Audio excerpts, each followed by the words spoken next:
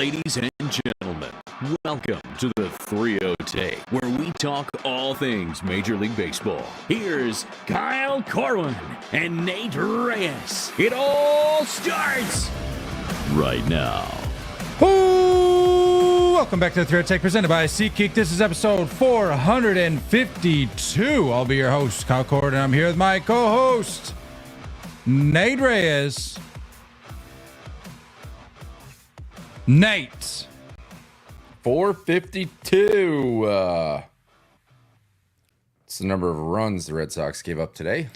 I'm not here to talk about that. Any other?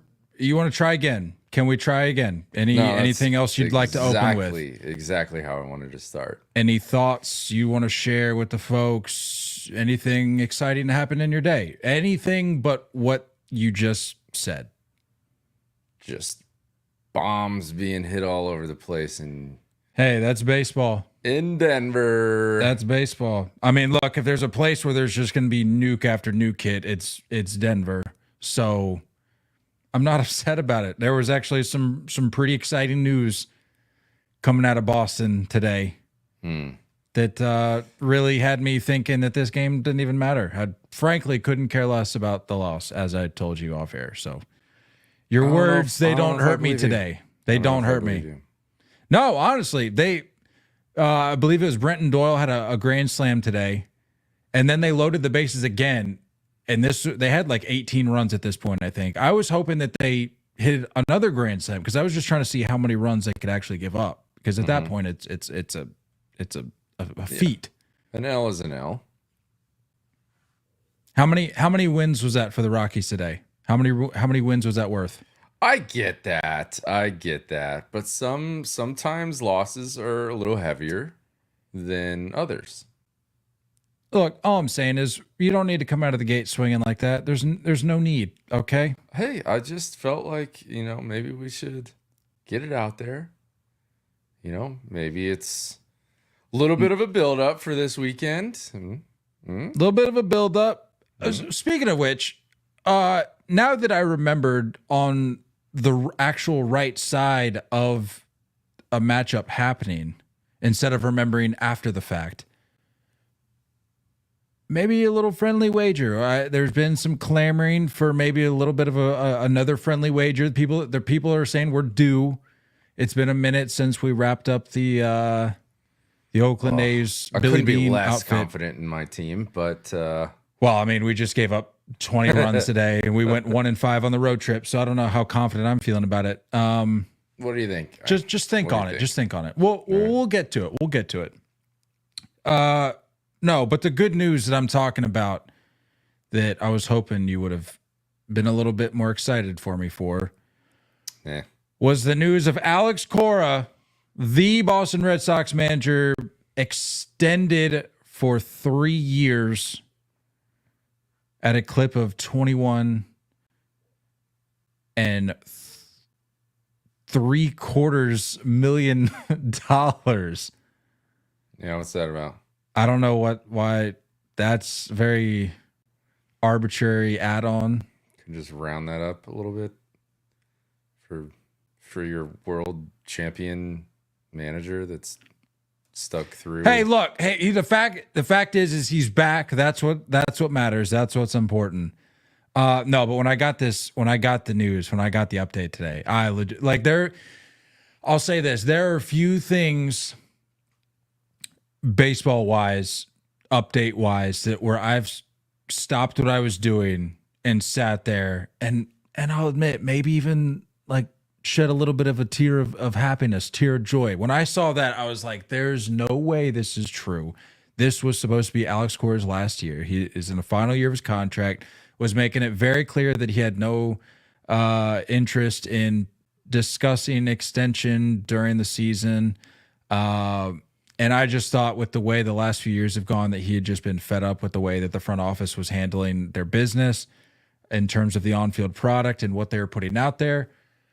But I don't know who came to him. I don't know if this was Craig Breslow coming to him and being like, hey, what's happened in the past has happened. There's nothing I can do to change that. but I can assure you that I'm going to fulfill XYZ on your wish list in order to keep you here as our manager. I don't know if it was Craig Breslow. I don't know if it was somebody else. I don't know if it was Alex Cora coming to his own realization that maybe it is worth sticking around for this young core and up and coming prospects that we've got in the hopper that are just waiting to contribute. I don't know what it was, but all I know is that I am happy to have Alex Cora still in Boston. Do you think this year's overachieving or ahead of schedule, whatever lingo you want to use towards it, they're playing good ball? I'm not gonna argue that. Do you think that factored into changing his mind? I've actually thought about that a lot as the season's gone on. I'm like, okay, they're playing above their means right now. I think they're playing well, and they're not showing any signs of, minus the 20 run performance today. Yeah. Not showing any signs of letting up. Like, this is a team that we need to make additions to at the deadline. This is a team we need to bet on, like to count on doing something come the home stretch of the season. But I'd like to think that Alex Cora is more level-headed than to let a handful of months of good baseball that's fair. Determine his immediate future for the next couple years. Well, yeah, in reality, did you guys have, let's just say that the alternate happened. Let's say it was a bad year. It was the year that everyone expected, and you're a dozen games out of first place, and you're starting to sell off pieces. Are there pieces that would have been sold? And if those pieces got sold, does that factor into the decision? You know what I mean? Does that mean that if a Rafi Devers, which I'm not saying he would, but a Devers or Duran or any of these pieces, if they got moved, would Cora have been like, screw this, man? I'm not sticking around for an entire rebuild. Well, I think, like I just said, based on the way they've been playing, and they've been playing well, they've been playing above what people expected them at a level that at a level above what people expected them to be playing at. And I know that I said that, and I said that I don't think that Cora is going to let that determine his future. On the flip side, though, I think if they came out and just played flat, they played bottom of the division level baseball, I do think that influences his decision, where he's like, yeah, I'm already on the fence about this. Yeah. And we're playing about as bad of baseball as you can play. This is no different than the last two seasons in which we finished last place. Right. I'm out. So while I like I said, I don't think that he let the impressive start to the year impact anything. I think if things would have gone south quick, the way that people were expecting them to, I think he looks at that and goes, because credit to him, I think he's a smart baseball man. I think he's loyal. We know this, but I think he would have at the very least finished out his contract and I'll give you what I signed up to do, but I'm not signing on for anything beyond this year because you're giving me, talking to the front office, you're giving me no reason to stick around. Yeah, I get it. I would be excited too. It's just when you think about it, how can you guarantee it gets better if you move in a different direction? As in the Red Sox moving on to a different manager. But what you're saying is that hasn't been what's holding this up. It's more so that it seems like Cora was the one that was reluctant to stay. Yeah, I don't based on a lack of a lack of pulse or a lack of advancement. Obviously, I'm not having conversations with the people in the front office, but my guess would be that it's not that they wanted to move on from Cora. I think it was just them realizing, think of it this way. You're a kid, you walk into a toy store, there's a thing up there that you know that you really want, but you can't really afford it. And you know that there's really not any reason to even consider trying to convince your parents to get it for you, because you know that it just doesn't make sense. It's out of reach, whether financially or whatever reason. It just doesn't even make sense. So you kind of settle for whatever's next in line on your wish list. That's kind of the way that I think that the front office was viewing this Alex Cora thing. Not that they wanted to move on, but they realized we really screwed this up. We have dropped sound bites that have really shot ourselves in the foot, talking about going full throttle. We didn't go full throttle. We're not really given much of a reason to believe anything's going to change in the near future. So he's already got a foot out the door, I think, at least mentally, where there's no sense in us even trying to convince him to stay. Yeah. So to me, it was really Alex Cora's decision on whether or not he wanted to come back. And if I had to guess, they were probably sitting back waiting, hoping like maybe we catch him on a good day and maybe maybe the chips fall the right way and maybe he gets convinced to come back. I don't know, but I think the decision fell solely into Cora's hands. What kind of money was he making before? I think I read somewhere today that the most he had made in a year was like $2 million, and this contract is for 3 year, 21, as I mentioned, So 21.75 mil. Which That's for a those big raise. For those keeping track at home, will make him the second highest paid manager in the game behind only Craig Counsell, who I believe, what was that contract? Was that 5 years? 4 years? I don't remember. Yeah, but either way, a huge raise for Cora. So I mean, certainly that helps. But my guess is that this indicates that things are going to happen. Things are imminent, and whether that's the deadline, the trade deadline of this year, whether that's this upcoming offseason, or even the way the team is run or approached in terms of personnel next season.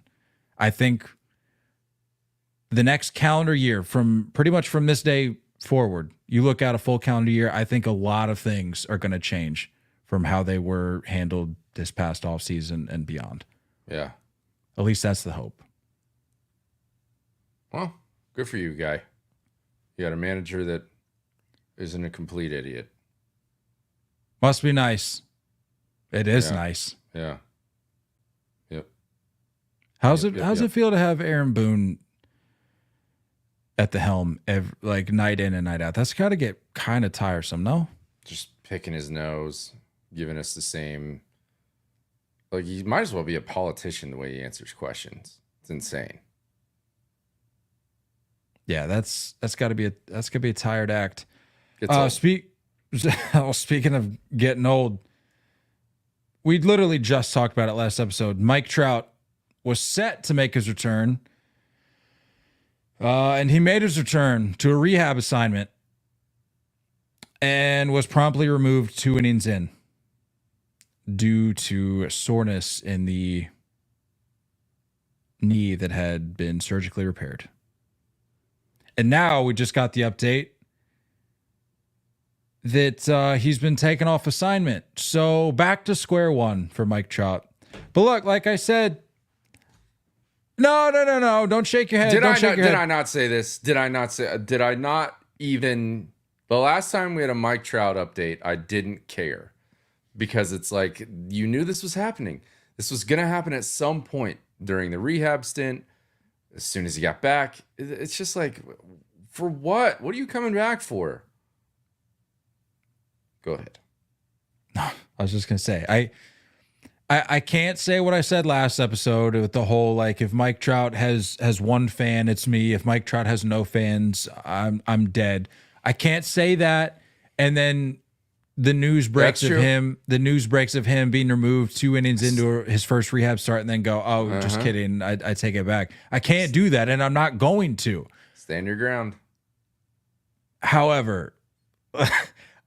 I was really hoping this comeback effort would have lasted more than 2 innings. Where he punched out looking on a fastball. I don't care about. I'm not looking at we're well beyond the point of caring about the performance of Mike Trout in a rehab stint. I know. I mean, at this rate, he has to have like a full career spent. It's possible doing rehab stints. No, like a full season. Like when they show like certain guys that have like crazy playoff numbers or postseason numbers, it's like a full year has been spent in the postseason. It's probably like that. A full year has been spent in rehab. I honestly think that's what we're dealing with here. It's pretty wild. Oh boy. I saw some TikTok of someone sitting like 6 rows back watching him punch out. And I was like, imagine dropping $75 to watch this and then find out he's pulled from the game. I can't imagine. I'm not trying to be mean. Like, obviously, the world of baseball is better with Mike Trout in it. It's just like I'm over it. I'm over talking about it. I'm over speculating. I'm over wondering, like, will he be back? If he does come back, is he as good as he used to be? Is he a shell of himself? Is he still the GOAT conversation? Like, I'm just over it. I'm over it. I started to become over it when he signed this Angels deal. Because like what are we chasing? And my beef with him is that it's like you're committing that long to a franchise that's just not in a position at all, in anywhere near a position. And is it just loyalty, or is it like, what's the overall goal? How much of your goal is winning a ring versus just being like in a comfortable position, playing slightly outside the spotlight and stacking up numbers? I don't know. That's my beef. That's where I'm at with this. And the injuries are just, it's making it worse. And I'm just kind of over it. I feel like my perspective on Trout and his career shift almost daily at this point, just with every update that we get. But I think as a fan, what I would want to know at this point, at this stage in the game, I just want to know what your motivation is. Right. Like, I want to know, kind of like what you were saying, what are we chasing here? Are we chasing a career with one team, regardless how many or how few appearances you have in the postseason? Are we chasing a ring? Are we chasing the largest contract we possibly can? Multiple of the above. Like, what is it that you're after? Because I just feel like anytime that he gets interviewed or these types of questions get brought up to him, it's just the same old. And we've made jokes about it, but it's just, like the Wonder Bread type answers where it's like, I want to play as hard as I can and give it my all for the Angels. It's like, okay, like, I respect that. And we did the whole World Baseball Classic thing where you and I were like, all right, maybe this is a shift in the winds here. Maybe the sales are heading in a different direction now that he's gotten tastes of what it's like to actually play on the biggest stage. It doesn't seem as though that really changed anything. We're a year and a half past that now at this point. I don't really know. I don't know if I've gotten any answers to any of those questions. I don't know if we as baseball fans have gotten any answers to those questions. So I don't know.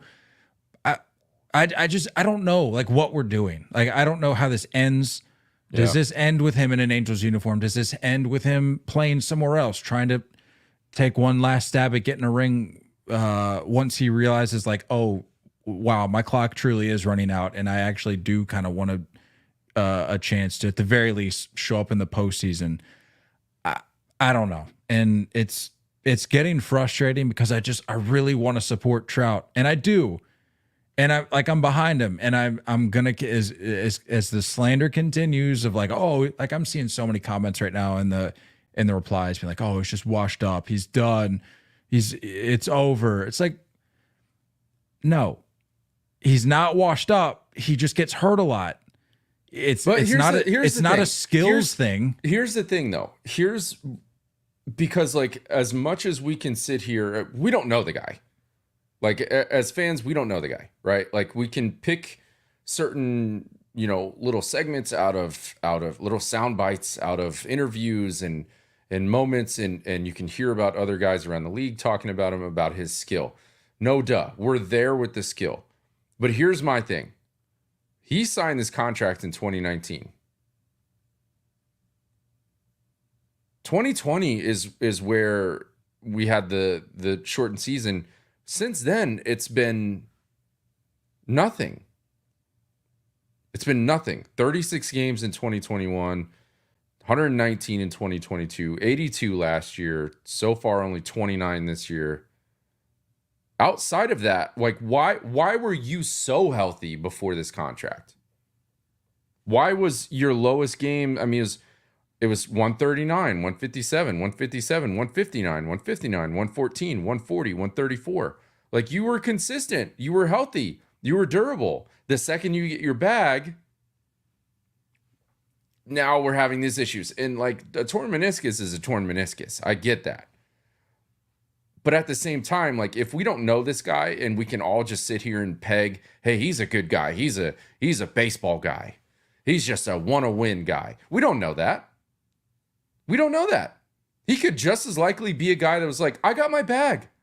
And I don't feel like really pushing it anymore. He could just as likely be that guy. We're treading on real thin ice right now.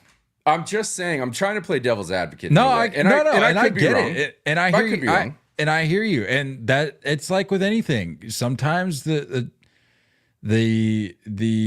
potential truth might hurt in this case. And this wouldn't be the first time an athlete's done this. We've seen it across all of sports. But it's different with Mike Trout though, because we're talking about a generational player. So it's harder, I think, for me and probably a lot of other people to take that, to be able to digest that possible truth, to where Mike Trout maybe is a guy that just got his bag and was like, I'm cool. I'm fine.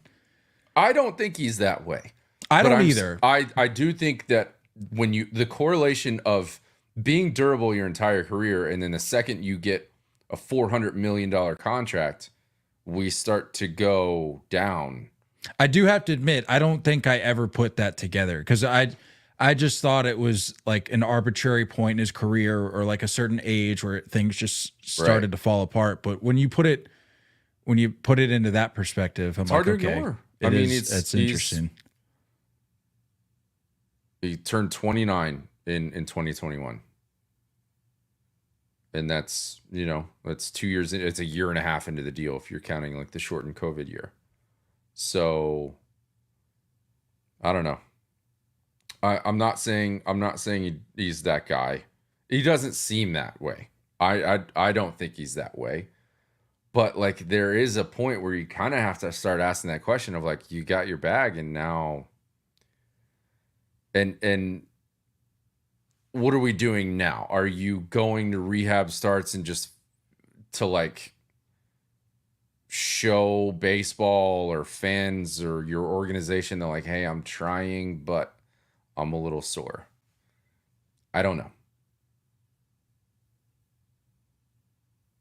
Because I can tell you that I felt my torn meniscus, very much so felt it. So it's just crazy to be like, I tore my meniscus and I didn't even know it. And not be able to associate it to a specific movement or play. It's just like that's kind of rare to me. I don't know. I'm a big conspiracy theorist. So yeah, I wasn't expecting to open this can of worms with Mike Trout. I'm not trying to be a hater. Segment. I'm not trying to be a hater. I get it. But like, when you look at like, if you remove the name and you remove any sound bites we've ever gotten from him, and you just look at stats, you look at numbers, whether it's contract or timing or games played, You look at the timeline and how things have panned out. Yeah, I get it. You kind of have to ask those questions. And I feel like he doesn't get those questions asked because of who he is. Who he was. I don't like that we're already using the past tense now. I mean, it's not over yet. I'm holding out hope that I think it was back when back when he tore the meniscus? I guess when this injury initially happened, I think my whole thing was like, just give us one more year. One more year. And I put a number to it. I think I was like, give us like 120 games. Yeah, or like 115 like I said, games. Played 119 in 2022. That's all I'm asking for. Just one more so we can at least just get that last taste of like, I'm not going to say prime Trout, but like give us a glimpse back into what it used to be before. Got old quick, man. Before you call it quits. I don't know.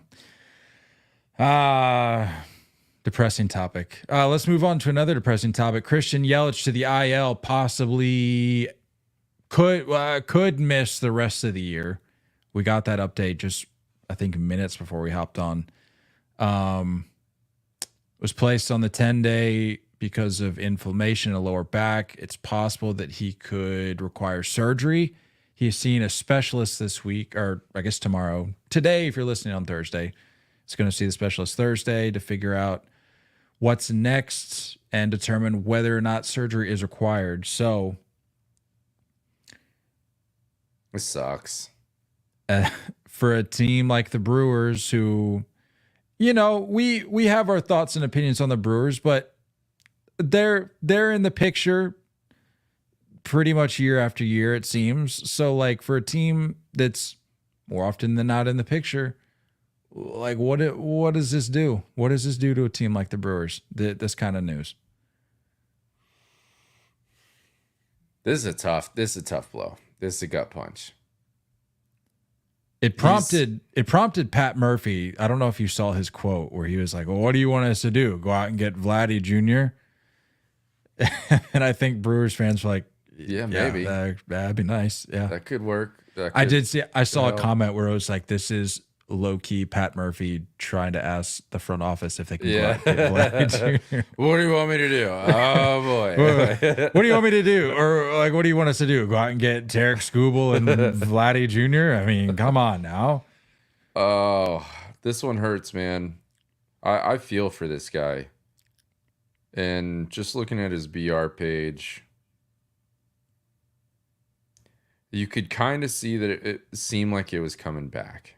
Like you could see that, like that skill set that we saw in the 2018, 2019 years, hitting over 320, 1 OPS, like league leader in categories, MVP year. Like you saw this starting to creep back, man. I mean, he's hitting 315 this year. He's got a 909 OPS, 153 OPS plus. I think the 40 home run days weren't ever going to be a thing again, but I think it seemed like it was over. It seemed like this part of his career was done, but like backs never get better. You know what I mean? Ask Kershaw.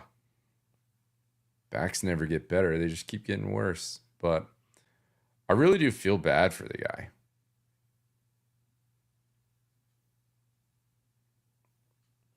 Not the same way as I'm not just apples and oranges here. So don't get me. I'm glad you knew that I was thinking it. I was thinking. I was like trying to track here. I'm like, okay, now what's the difference here? Not a $400 million guy, and also if you looked at the amount of games he's missed, you'd be like, I'm actually pretty impressed. 144 last year, 154 2022, 117 in 2021. Only missed 2 games in COVID year. 130, 147, 156. The guy doesn't really miss time. All things considered. It's just been like this unhealthy thing. And when you see like the numbers that he was doing pre-back injury, you're like, this guy's capable of being a stud. And then this back stuff comes in and you're like, well, at least he's still powering through and playing. It's not up to the standard that we thought he was, but he has been showing up still. Yeah, I mean, there are different tiers of players across baseball where you have guys that are just routinely missing time. You have the tier of guys that are playing through nagging injuries that don't really give you much output, but they're just out there. Yeah. So you could make the argument of like, okay, well, like what value are they really bringing if they're just kind of taking up space? Not to say that that's what's happening with Yelich, but I'm just saying there's different category, like to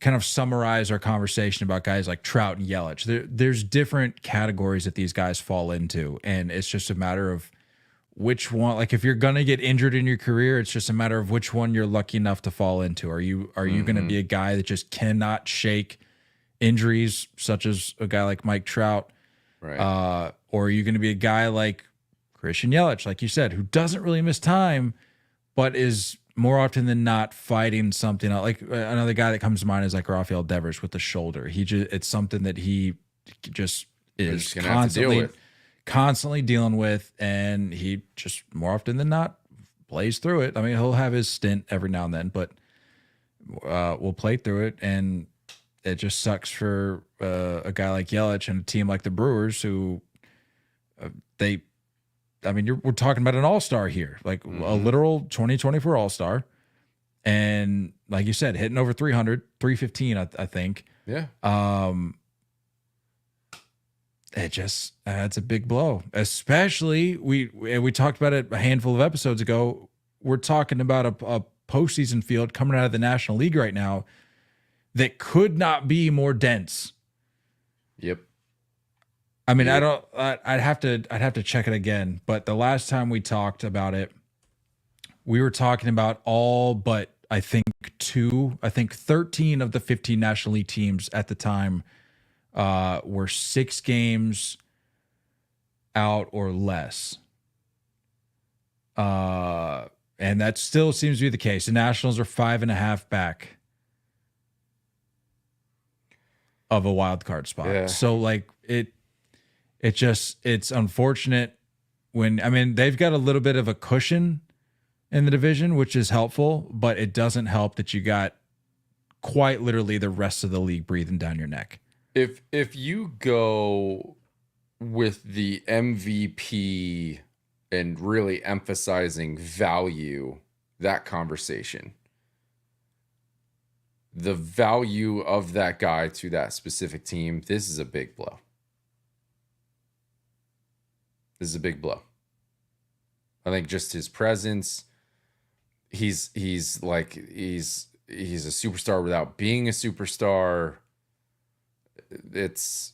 He's like the perfect Milwaukee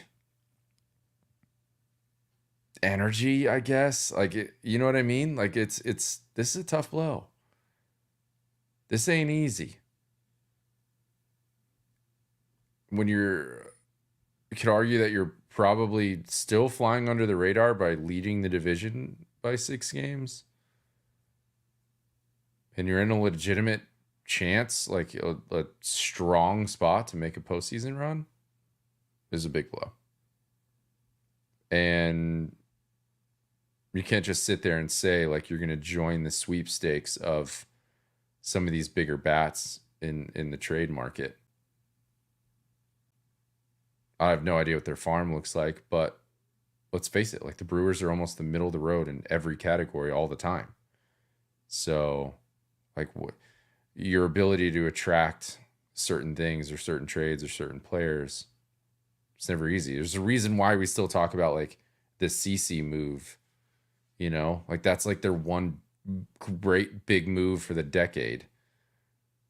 And you're just wondering if they can pull something out of their pocket, you know. I mean, it just happened to be one of like the best acquisitions in baseball history. So they like literally stumbled into like. That's what I'm saying.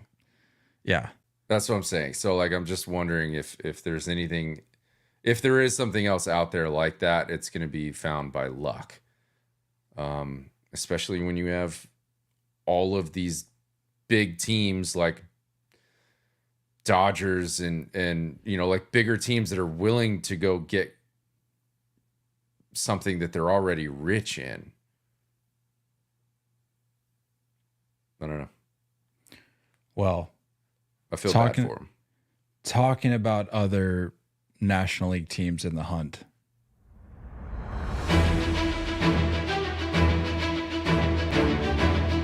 No, just kidding. Paul Skenes got dealt his first loss of his career. We're not gonna hype that up. I had you thinking though, like, oh, whoa. I thought I was about to check my phone. I wasn't sure what happened with the Pirates. Now, Pirates unfortunately couldn't muster up enough run support to keep the impressive streak from Paul Skenes, or for Paul Skenes from continue. They fell short. Paul Skenes threw 8 1/3 in his most recent outing on Tuesday against the Cardinals. And there are a lot of people being like, "Welcome to the big leagues, buddy. This happens." I saw some comps being made to Jacob deGrom, and I'm like, we're not there yet. He hasn't put up like an entire career with no run support. Like, this is just one game. I understand that. But what's interesting is I read that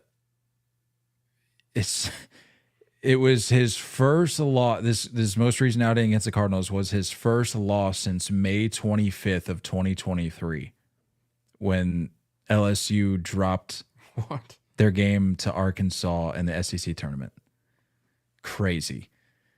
It was also the first time he had pitched into the ninth since June 2nd of last year for LSU.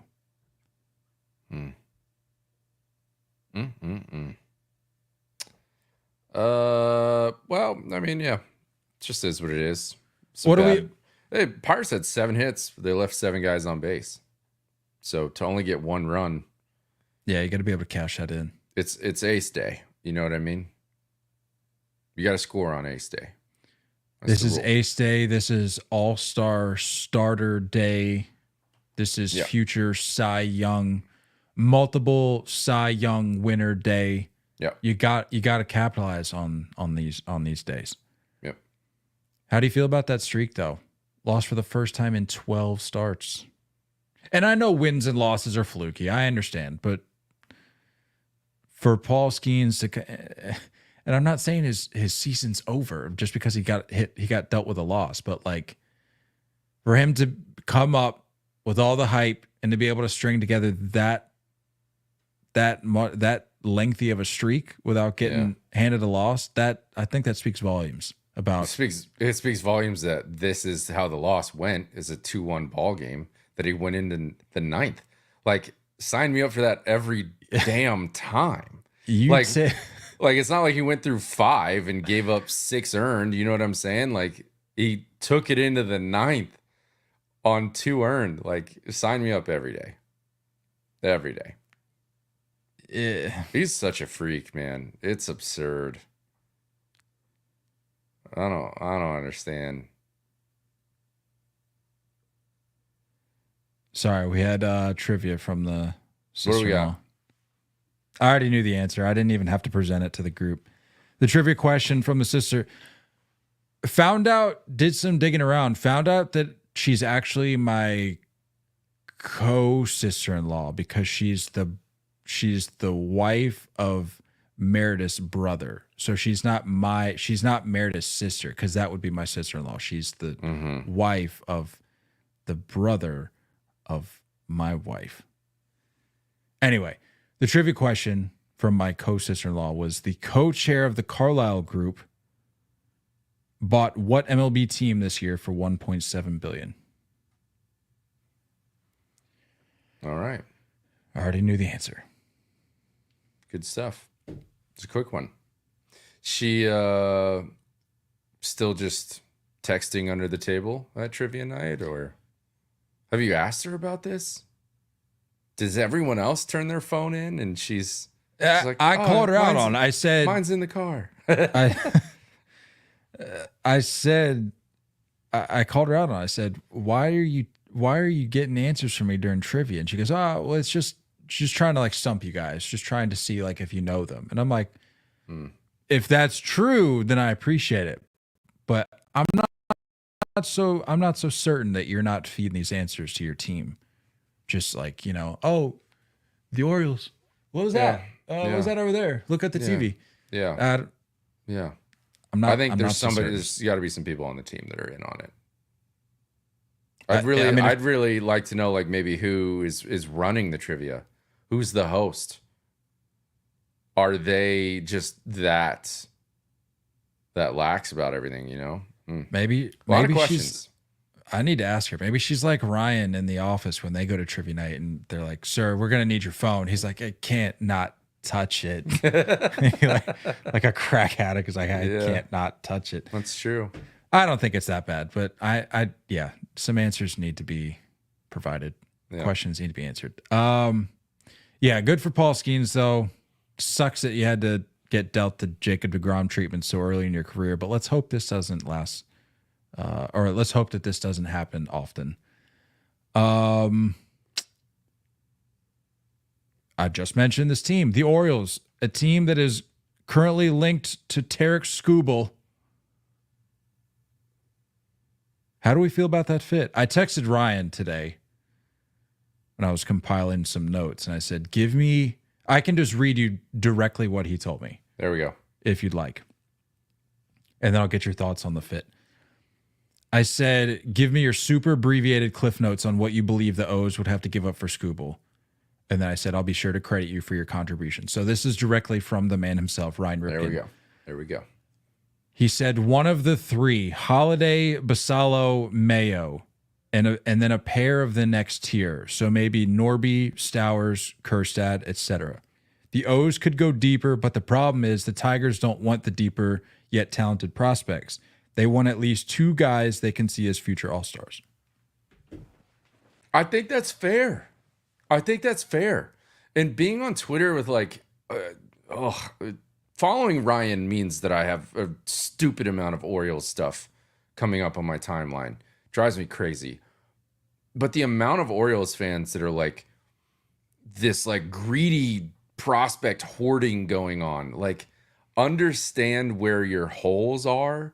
You need starting pitching. The Basallo kid or Basayo, whatever, however you say his name, you have, I don't know, arguably the best catcher in baseball already. So maybe that's one of the names that could go.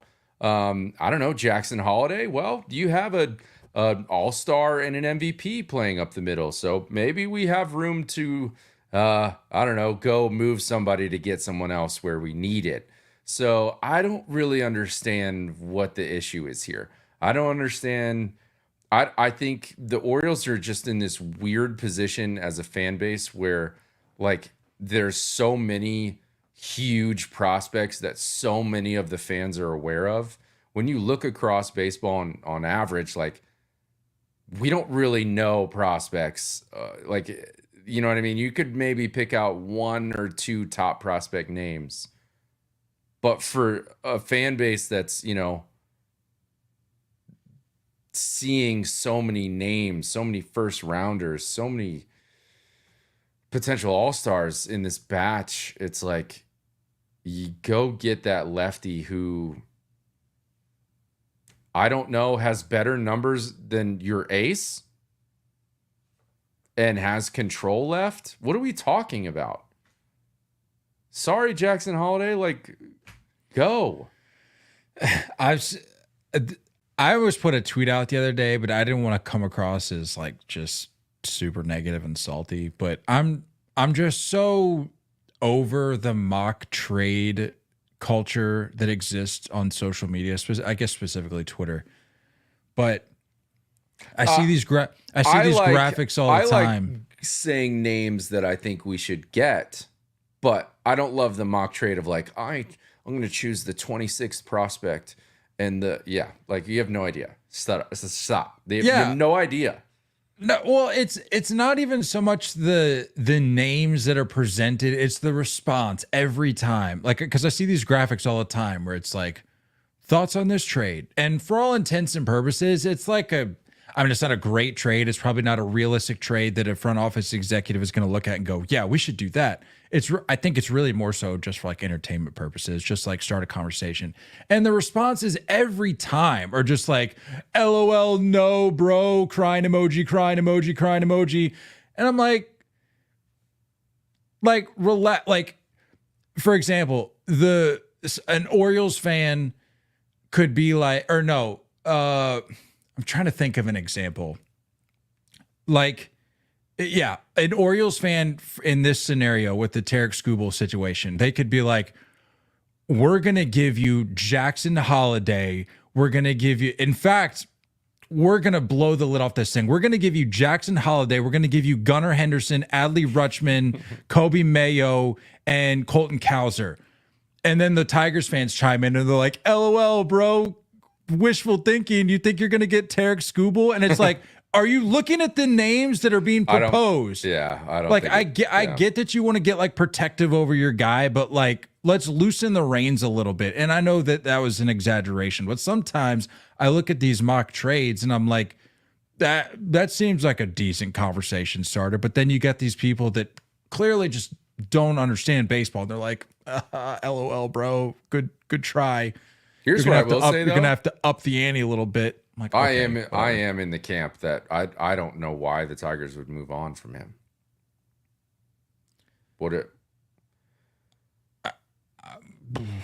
I mean, what are you trading for? Are you trading for someone that's going to have this same impact?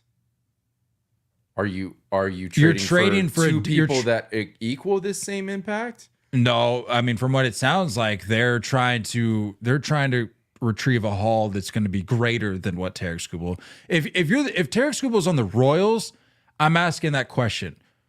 What do you do? Like, why are you entertaining shopping Tarik Skubal? But he's on the Tigers, and I think myself included, I was of the belief a year or two ago where I'm like, the Tigers are kind of they're on the doorstep. Yeah. Didn't pan out necessarily the way I thought it was going to, and probably Tigers fans were hoping for. But I can understand it because if you're the Tigers, you're more than a couple pieces away, I think, from taking that next step. So like what good does it do to keep Skubal around? Why not get, because his trade value is not going to get any higher. Like he is peak value in terms of what you're going to get in return. So like, why not just offload him? And especially for one of these teams that's maybe a little extra hungry for that deep run in October, such as the Orioles, Phillies, whoever else is linked to him. I suppose Dodgers are in there. I suppose so. I just think with the years of control, I think they're in a position where they can ask whatever they want. I think they can stand firm and assume that it'll probably be in the next, like, if you're not getting the offers you want this year, wait out till next year. You're probably in the same boat. You know what I mean? But that's what I'm saying. Do you run that risk though? Like you can hope that he replicates this year, but does it get better than what he's giving you right now? Wouldn't it make sense to just offload him now? Again, especially since there are teams where it just seems like such a perfect fit at this very moment in time. I guess I just don't pay enough attention to them, but I mean, like, why not move Riley Green then, too? You know what I mean? Well, I mean, I think if you're to your point, keeping controllable guys around makes sense, like for the future. But in terms of a guy like Skubal, again, going back to the value thing, where this is presumably as good as it's going to get, why not go get just a massive haul to supplement those other pieces that you would be better suited to hang on to? I'm just struggling, man. I'm struggling specifically with the Tigers and the amount of names that they've had throughout the last 15 years. And you're like, At what point do you just commit and build? And I understand that all things kind of have to fall into place at the right time in the right way, but and guys like Torkelson have to pan out. Guys like Baez have to play up to their contract.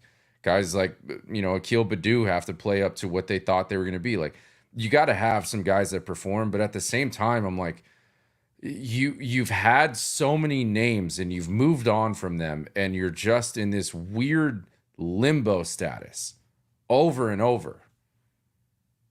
I'd be super frustrated if I were the Tigers. And that's why, for me, like, it has to be Jackson Holiday.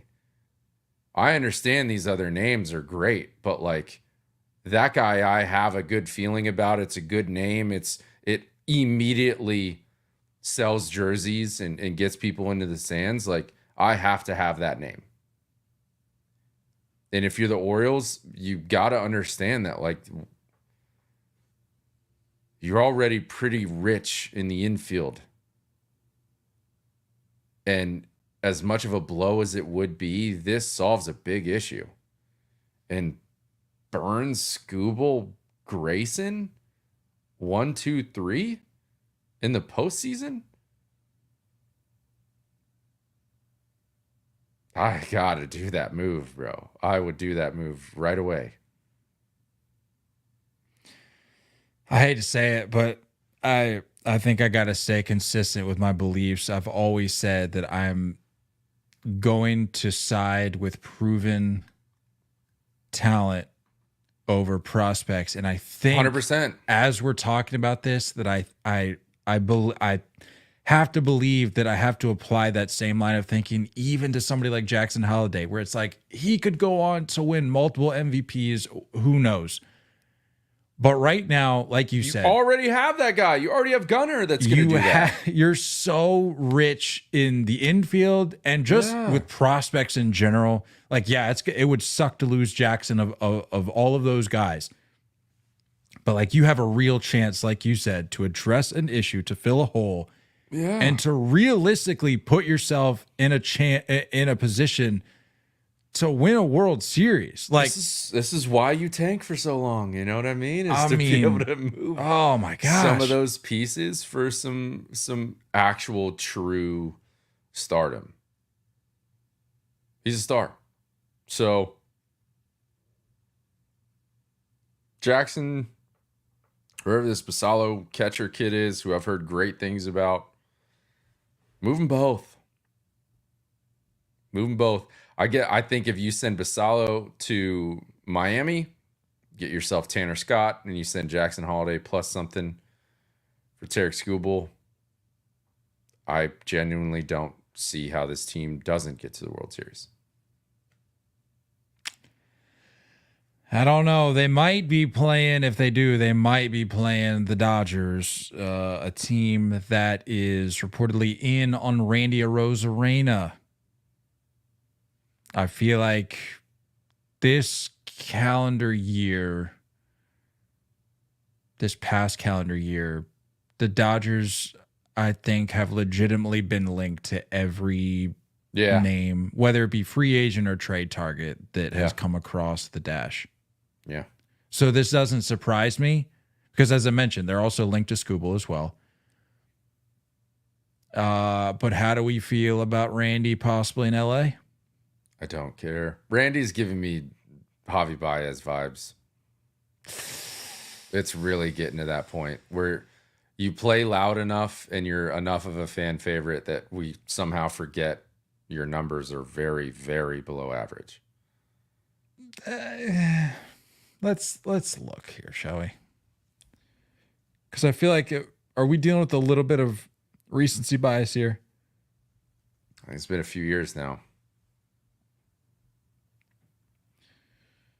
I guess you're right, because now that I think about it, I'm like, that World Series was, what, 4 years ago at this point? Right. And even then, like, I don't know about that year, but like, he has these flashes of like showing up in big moments, and that's what we remember. That's what sticks to us. These like big streaks. I mean, he's he's given you like he's given you above league average performance at the plate, like 2021, like post World Series run. He's given you seasons of 20, 20, and 23 home runs. OPS pluses of 129, 123, and 121.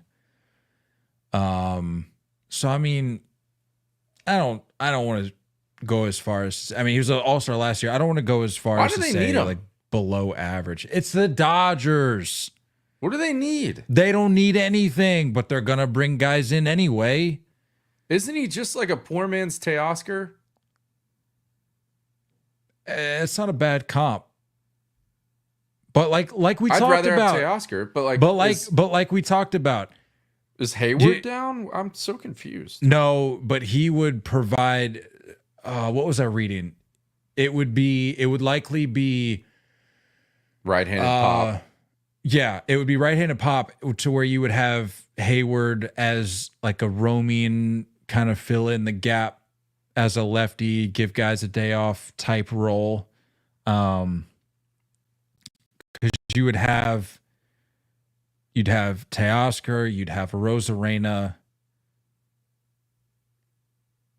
as, like I said, right-handed pop. So you'd be able to slot Hayward in to balance that out a little bit from the other side of the plate, which I can understand. But like we talked about, when Mookie went down, the thing you have to remember is it's easy to get lost in the dollar signs. It's easy to get lost in the flash bulbs that surround that franchise where you go, why do they need player X? Mm-hmm. The reality is, a guy like Mookie Betts, it doesn't matter how much money he's making. He's a player that goes down that then creates a need.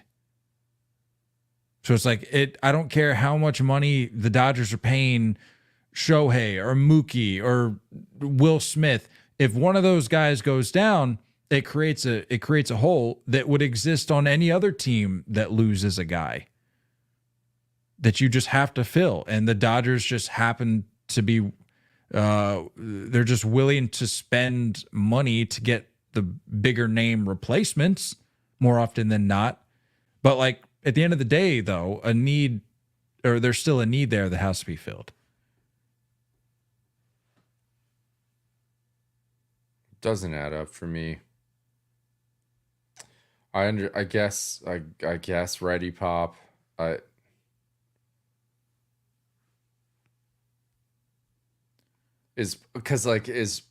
looks like Pajes is playing center mostly. Yeah, it's more of a corner outfield thing. It's just weird. Like, are there other names?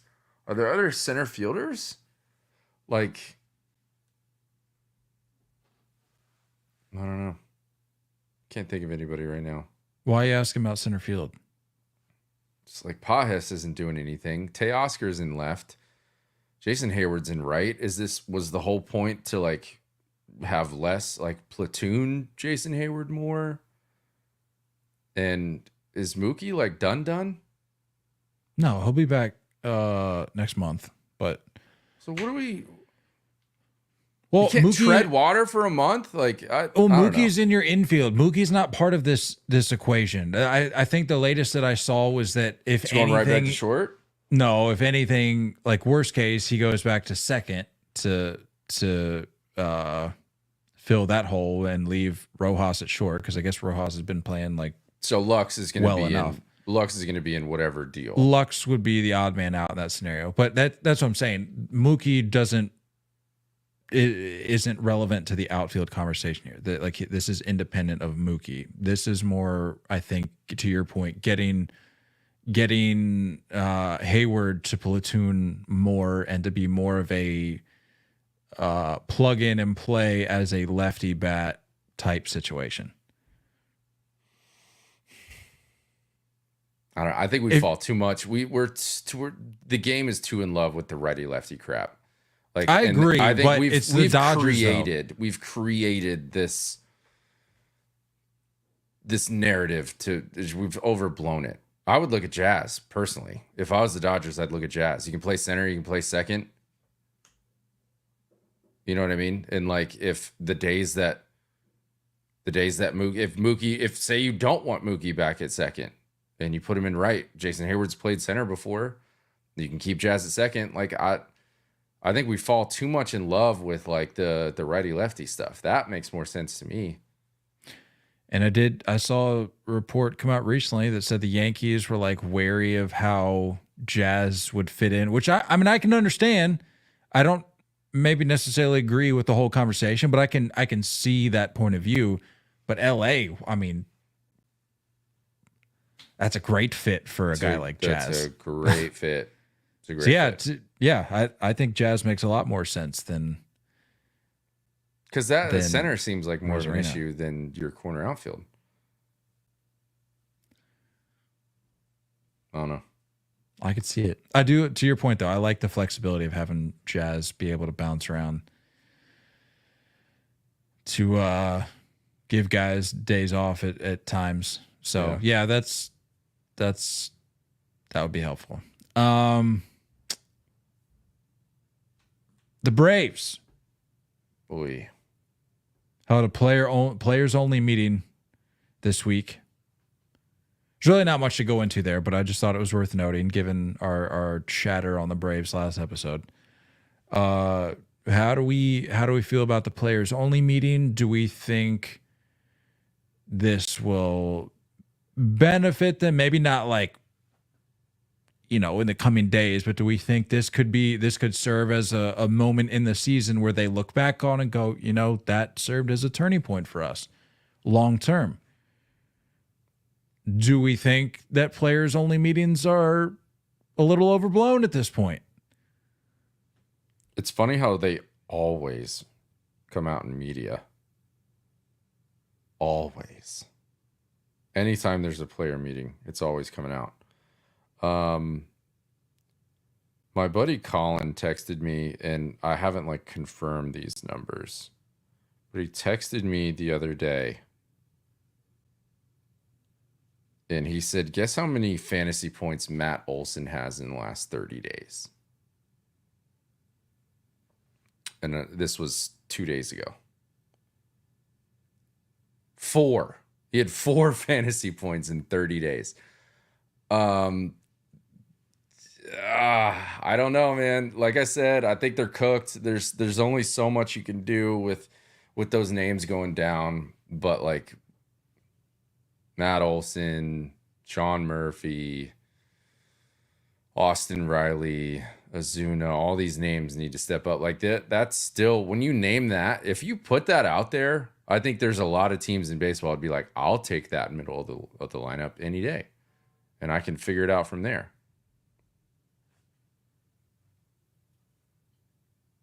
I just thought of the name, by the way, for the Dodgers. Luis Robert has to be the guy.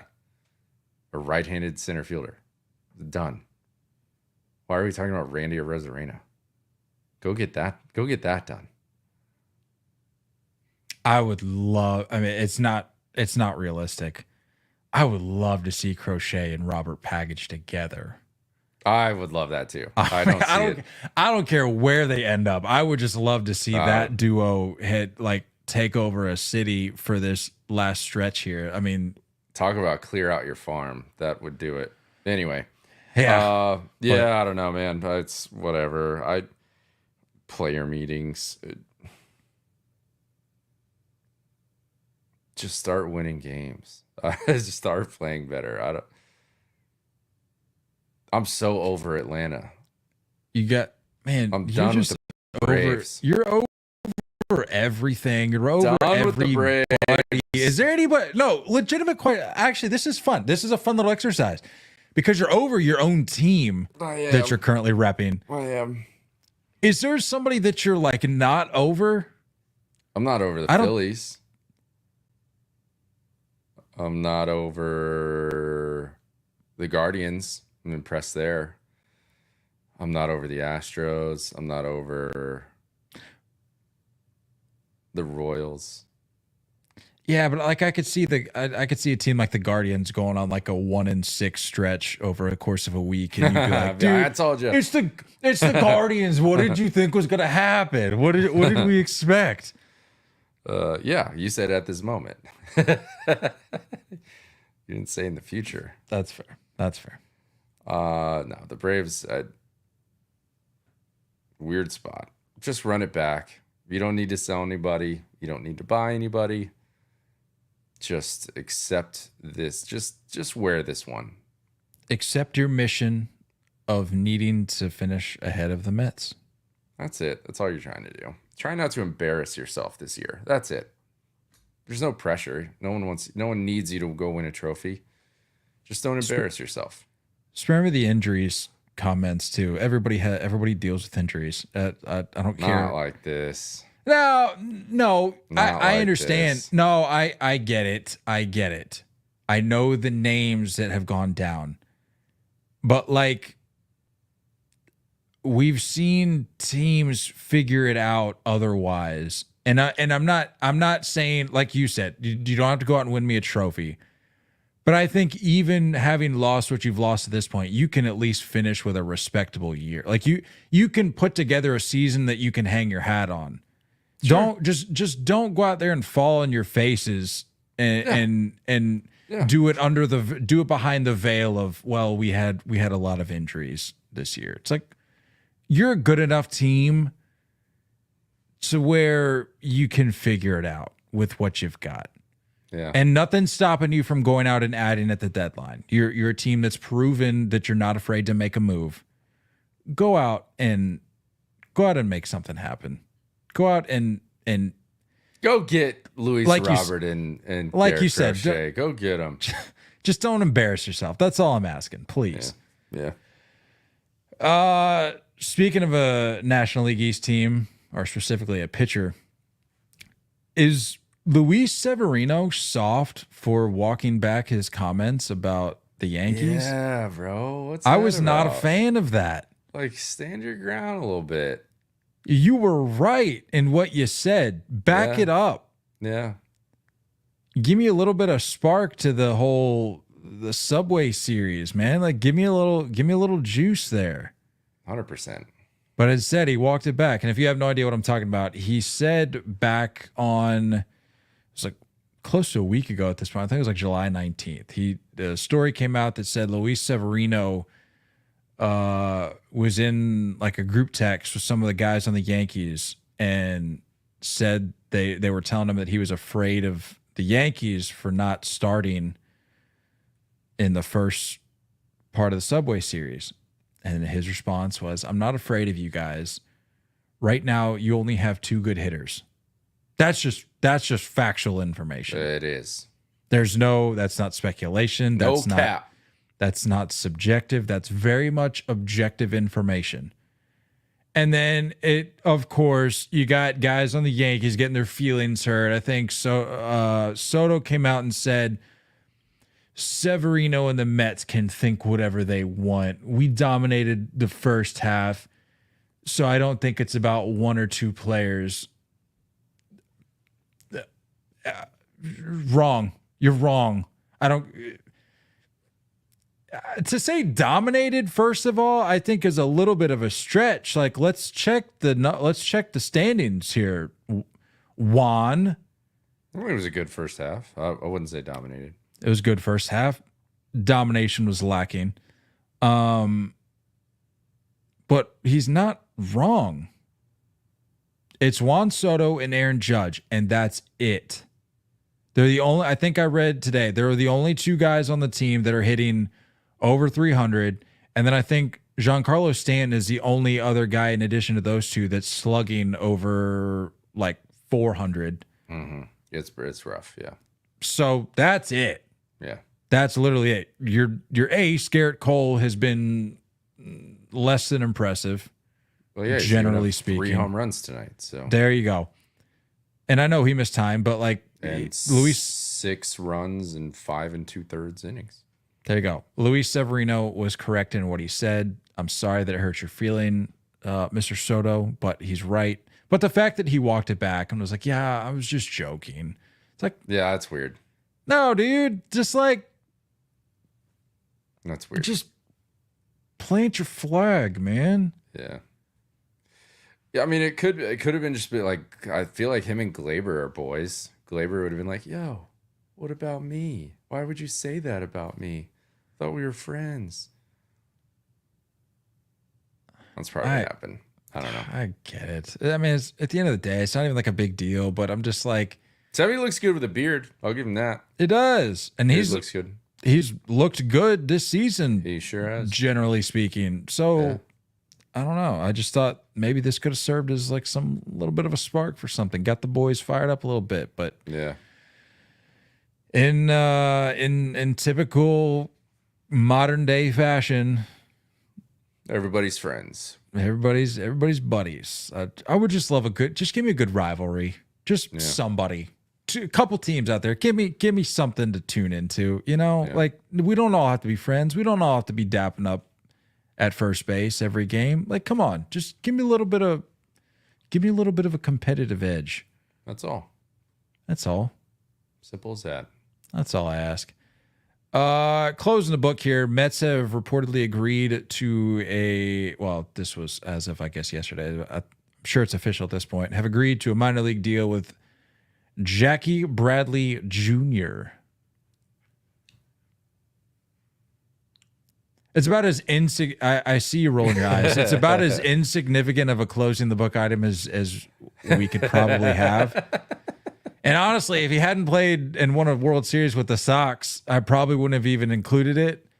But I just thought it was interesting because he'd been playing for the Long Island Ducks and tearing it up, by the way.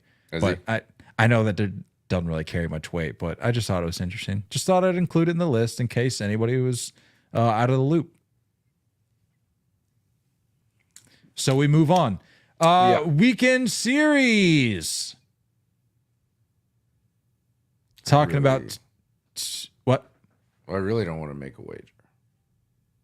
Well, I'll give you a second to maybe think on it, and I'm going to run through my series. Talking about two teams we've already touched on, and two teams that, or one team in particular that I've already said. You better hope and pray that you finish above this other team in the standings, or else you're never going to hear the end of it from me. The Braves at the Mets. You got a 4-game series starting tomorrow or today if you're listening on Thursday. Chris Sale versus the aforementioned Luis Severino. That's at 7:10 p.m. Eastern. Game 2. I honestly think that's going to be a good game. Like, I know Severino hasn't been pitching up to Sale's level this year, but I think that's a strong matchup. Yeah. With the way Luis has been pitching this year. Game 2, Charlie Morton versus Kodai Senga. As we mentioned last episode, Kodai Senga making his season debut. That's at 7:10 p.m. Eastern. That's on Friday. On Saturday, we got Spencer Schwellenbach versus TBD. Cool name. Big matchup there, 4:10 p.m. Eastern. And Game 4, Ronaldo Lopez versus David Peterson at 1:40 p.m. Eastern. I like it. I think the first 2 games line up well for the Mets. And looks like they're coming off of 2 wins against the Yankees. So rolling in hot. Well, I don't know if I'd say they line up well for the Mets. I mean, you still got to go up against Chris Sale. Even though Luis Severino has been like better than expected, you still got to take down Chris Sale. That's a tall ask. Well, I guess let's talk about it. The red hot Yankees are going to Fenway. We never do these matchups, but let's face it. I mean, they're within 4 or 5 games of each other, so this is a pretty big series. Whether you guys like it or not, we're going to be tuning in because it is this is a big moment in the season. So yeah, the dominant Yankees that Juan Soto was talking about, they only have 4 fewer losses and 6 more wins. Yeah. Than the Red Sox. And it's about to be even less because I'm assuming the Yankees are going to drop tonight's game. Yeah. Dominant. This series starts Friday, I think. Yeah, Friday. That's 7:26, right? Friday. Nestor going against Bayo. If you're a betting man, just peep at what Nestor does on the road. I would probably lean my bet towards the over. The man's atrocious on the road. Game 2 Saturday, Marcus Stroman going against Cutter Crawford. And game 3, I think this is the one to watch. And of course, it's Yankees Red Sox, so you know it's Sunday night baseball. Rodon against Tanner Houck. I couldn't be less confident in making a bet right now. The only thing, if somehow the Yankees are making a trade either today or tomorrow and rejuvenating whatever this is in the clubhouse as far as energy goes, it's the only way I would feel confident. Otherwise, no, I have no idea. That doesn't. If you told me that the Red Sox got blown out by 20 and then still swept this team, if that was a recap and we're in 2025, you're like, hey, remember that time in 2024 this happened? I could see it. I could see it. I could hear it. I hate this team right now. I don't get you sometimes. The lows are low, pal. The lows are real low. This is a low. I mean, you're 17 games over 500. The way they lose games and the lineups they roll out, it's embarrassing. I have no idea how this they're one of the worst teams in baseball since like June. That is true. Yeah, Last that 2 is months a fact. they're horrible. That is a fact. Well, I mean, it's no fun if you're only I don't know what gonna to make say. wagers if you're like fully confident. Like, I could not be more confident in this scenario. That's it. Maybe you need something like this. Maybe you need a little wager, a little gamble here to get the competitive juices flowing again. Because right now you look like you just found out your dog died or something. Like, you gotta. Feels that way. I'll turn this off. Yeah, I'm sure watching this beatdown at the hands of the Mets probably isn't helping. Yeah. Yep. I don't know. What do you want to do? Are you that confident in your team? Your pitching lines up well. To your point, it's a very intriguing scenario where it's like we did just let up 20 to the Rockies of all teams, which by the way, I saw our guy that Justin Havens, the Nugget chef. Yeah. He put up something today. I can't find it at this moment, but it was something to the effect of only the Rockies and the A's have put up, I think it was 16 runs this season. That's cool. How crazy is that? Baseball's weird. But to your point, it's a very intriguing situation where it's like, yeah, we just gave up 20, but I could very easily see them sweeping the Yankees. And it's not like a bit. I legitimately could see that happening. Yeah. So I am a little confident. Yeah, I'm not at all. I don't even think it helps. If it was in Yankee Stadium, I wouldn't even feel more confident. I think it's just a good thing that Cole isn't pitching.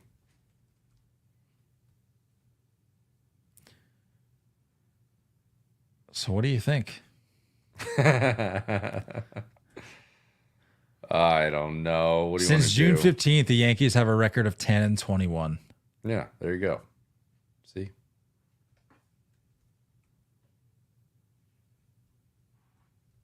Love that. Insanely bad. So what do you think? Are we doing this or not? Are you just going to roll over?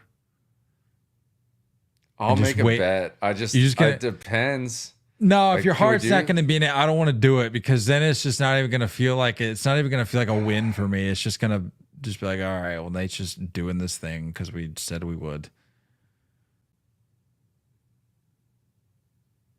It's fine. We have We have some time. Is there another? Do they match up again in like September? Okay. Just keep pushing this back.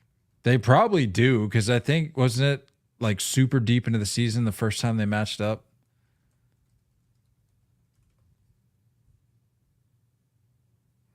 Let's see. September. Yeah, September 12th, 13th, and 14th. But that's on. Oh, and 15th. That's a 4-game. All right. How about this? How about a delayed bet that combines this series with that series? All right. So that's 7. Is it this a 3-game set this week? Yeah, I think. Yeah, the next Friday. one is 2. Oh yeah. They start Friday. Yeah, so 7 games. That's a 7-game. Next one is 4. So, yeah. Did they not play in August? No. Oh, they sure don't. Oh, so this is it. These are the last 2 series. Yeah. Wow. Okay. How's that feel? That allows me at least, because I genuinely think this is Cashman's last ride, and he's gonna make moves. This roster is gonna at least get some additions. No, Cashman will be back. You and I know that. Oh gosh, you know as well as I do he'll be back. All right, so 7-game series. What kind of wager are we looking at here? We talking like food wager? We talking like clothing wager? I'd rather not do anything with like facial hair. I know there's some people tripping on that. I'm not into that. Yeah, not into that. I don't have any hair on my head, so can't do anything there.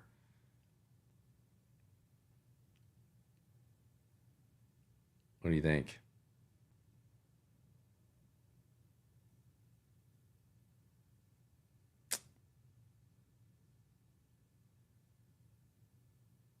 You got some? No, got to make it good though. This is because this will be fun. We'll be able to stretch it out over the course of 2 months. We'll be able to tap back into this back in September or up in September. Yeah.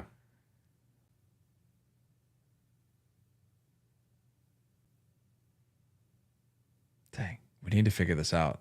We'll take on it. We got one more day. Yeah, I can even put out like a little video if I need to. I can tweet it out or something. We'll think on it. We can cook something up a little bit. I just need to get. I need you to get into the spirit here, because if you're gonna be talking about how much you hate your team, that will allow me. If you're just gonna be talking about how much you hate your team the whole time, it's not gonna be an enjoyable bet. I hear you. I might win or lose. Hopefully I'm hating them less at that point in September. Like very well could be hating them more. I don't know. But I will. This will allow me to do that.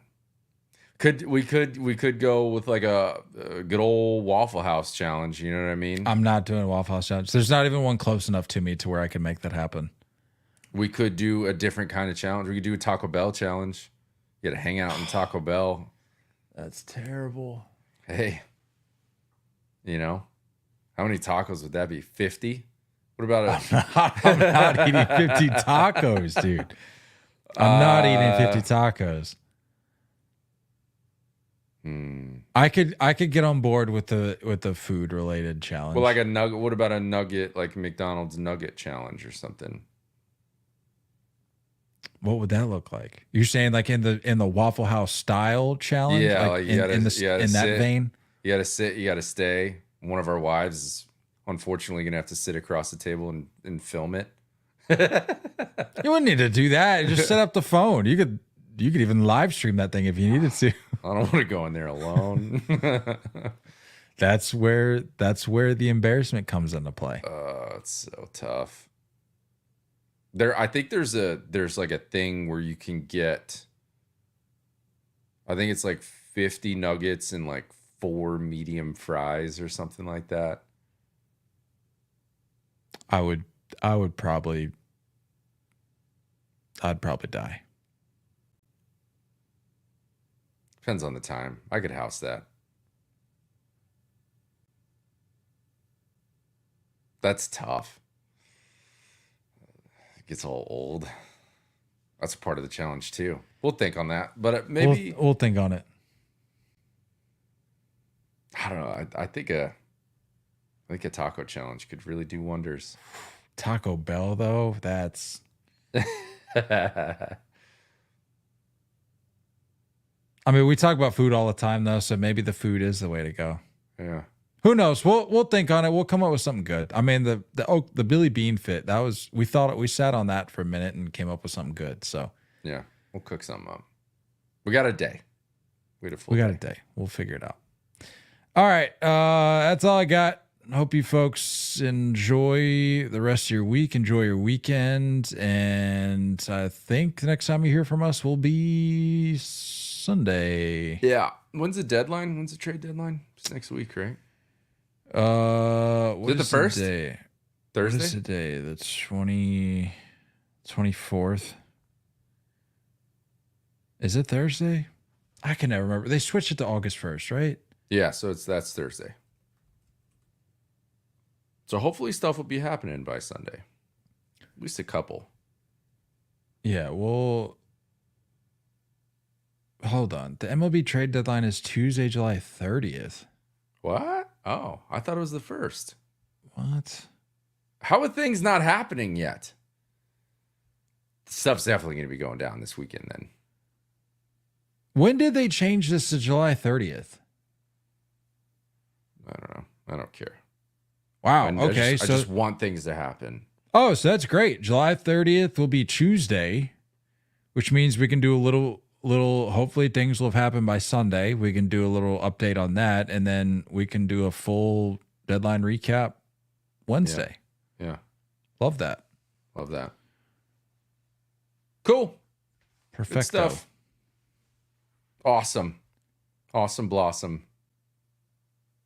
Don't go chasing curveballs. We love you all, and as always, looking forward to talking more baseball with you guys soon. Until next time, stay filthy.